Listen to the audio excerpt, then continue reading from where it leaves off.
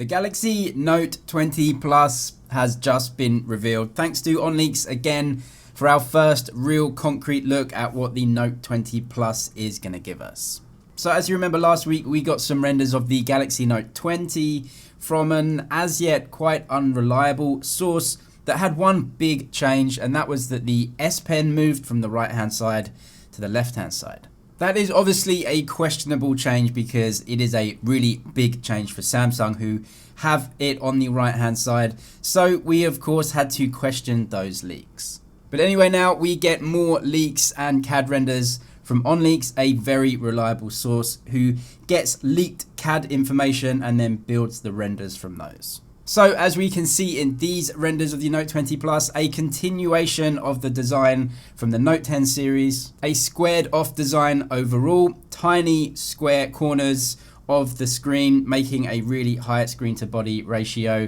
Really good design in my opinion. I'm glad they've kept it similar to what we had in the Note 10.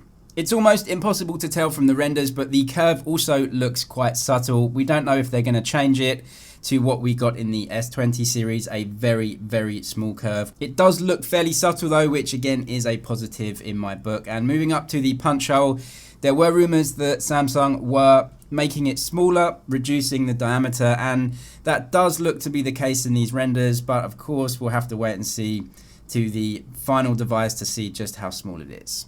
In these renders anyway, the bottom bezel actually looks bigger than the Note 10 Plus, which is obviously going to be impossible. It will either be the same or smaller. According to the leak anyway, we get the dimensions of the Note 20 Plus. It will be 165mm long, 77.2mm wide, and 7.6mm thick. We know from other leaks also that the screen should be getting bigger to around 6.8 inches.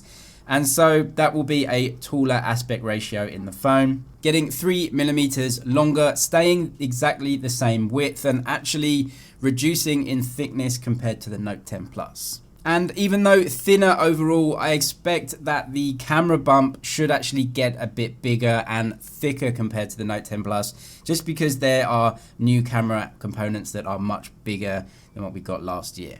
The Note 20 Plus is also expected to come with Samsung's HM1 image sensor, which measures in at 108 megapixels, the same as the one that they used on the S20 Ultra. It is a big sensor, and so you'd expect the camera bump to be getting bigger and thicker as a result. Also, with the inclusion of the periscope zoom camera, it's just a big and thick unit, so fully expecting the camera bump to be thicker than we got last year. OnLeaks has the entire thickness with the camera bump at 10.77mm overall.